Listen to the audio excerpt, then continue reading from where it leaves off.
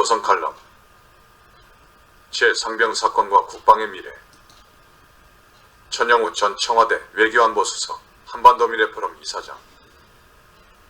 윤석열 대통령이 21일 해병대원 특검법에 다시 거부권을 행사하면서 이를 둘러싼 정쟁은 여야 간 자존심을 건 대결로 치닫고 있다.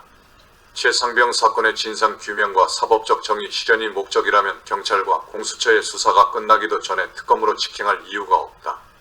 해병대 수사단이 경찰의 수사 참고 용도로 작성한 조사보고서를 국방부가 처리하는 과정에서 저지른 오판과 실수가 결국 대통령을 궁지로 몰아넣는 정치적 참사로 키운 것이다.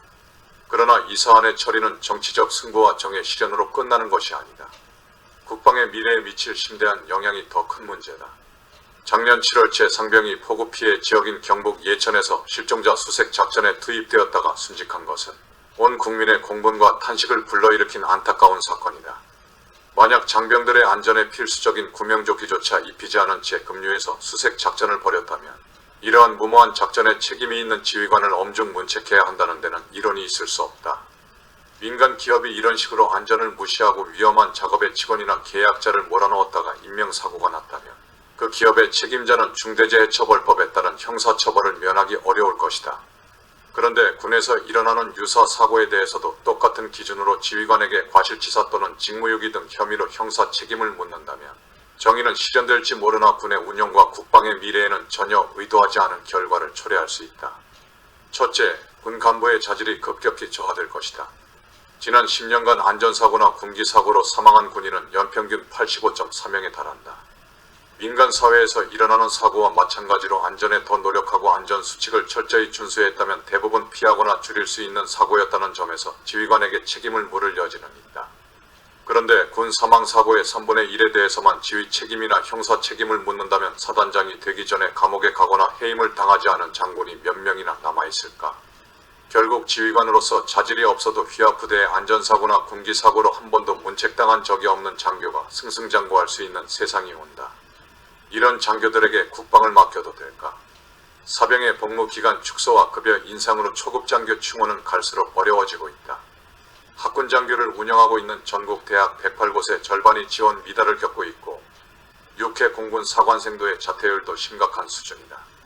지휘관이 되는 것이 감옥 입소를 예약하는 것이고 부하의 안전사고로 유죄 판결 한 번 받으면 복역 후 사면받더라도 연금이 절반으로 줄어들 걱정까지 해야 한다면 장교 충원은 앞으로 더욱 어려워질 것이다.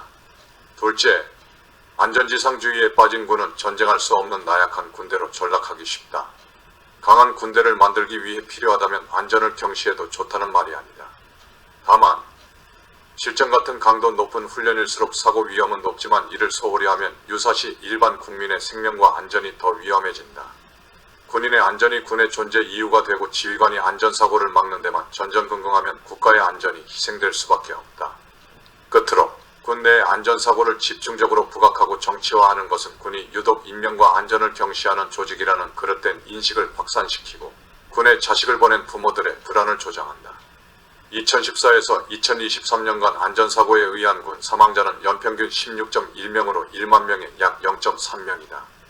이는 민간 기업 산재 사망률 0.98의 3분의 1에 불과하다.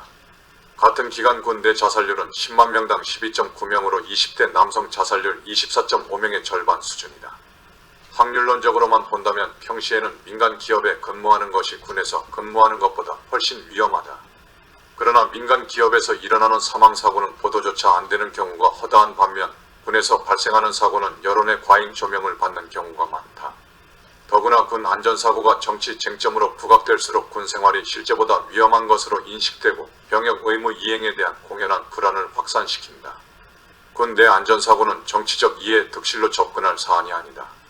국가 안보를 희생하지 않고 안전사고를 줄일 현실적 대책을 마련해야 한다.